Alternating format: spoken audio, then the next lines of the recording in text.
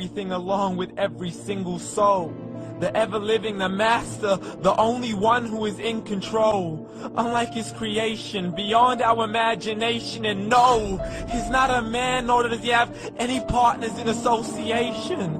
He's on his own. And no, he did not ever leave us alone.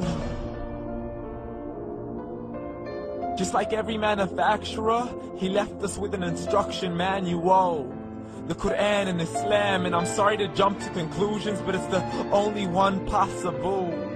The only definition of God is the one and only supreme being. It's logical. A book with zero contradictions, with miracles that are both scientific and historical, all revealed over 1400 years ago.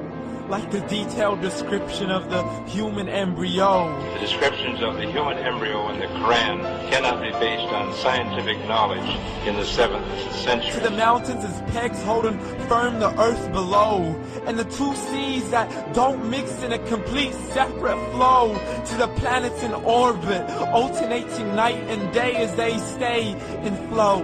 The expansion of the universe and the creation of everything from H2O.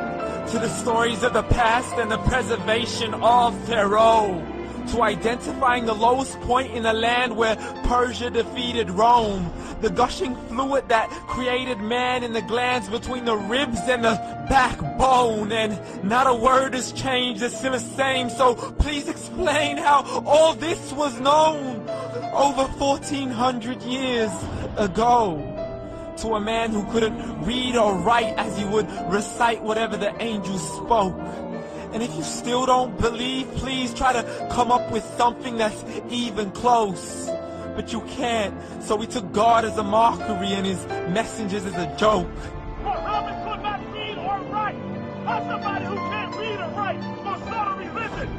Dismiss the scriptures as legends and tales of the ancient folk, as we live life according to our whims, desires, and hopes. Saying this life is the only home we will ever know. We will live then die, then simply turn to bones. YOLO! Correction. After the grass dies, the rain arrives and it regrows. And Allah promises to do the same thing to your very soul. And bring you back from your very fingertips to your toes.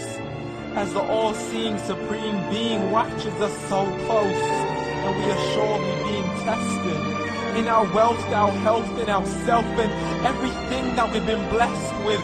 So believe, for we will surely be resurrected and be brought back to our Lord and account for every single deed, as he hands us our books and orders us to read.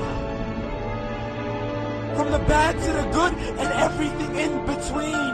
You yourself are sufficient for your own accountability, so don't be mad at me. You are the one who thought he wouldn't come back to me. I gave you a whole life long to search after me, but you were busy in all that which was temporary, so breathe. And glad tidings to all those who believed, and if you disbelieve, breathe. And don't let that day be the first day you find out what your life really means.